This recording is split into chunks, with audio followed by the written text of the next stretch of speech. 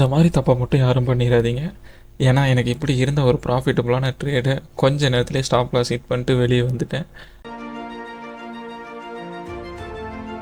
Hi guys, welcome back to the Jiva explore. So இன்றைக்கி பார்த்தீங்கன்னா open ஆன மொதல் கேண்டிலே சூப்பராக ஓப்பன் ஆனிச்சு. நான் எக்ஸ்பெக்ட் பண்ண ஆர்டர் பிளாக்கு பிரேக் அவுட் பண்ணிட்டு தான் ஓப்பன் ஆனிச்சு.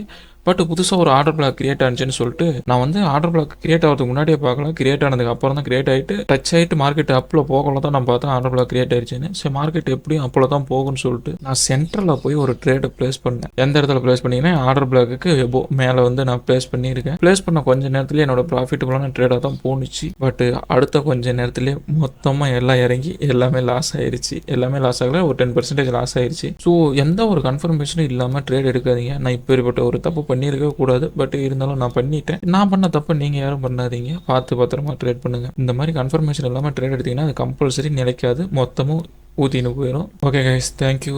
மறக்காமல் லைக் அண்ட் ஷேர் சப்ஸ்கிரைப் பண்ணிடுங்க.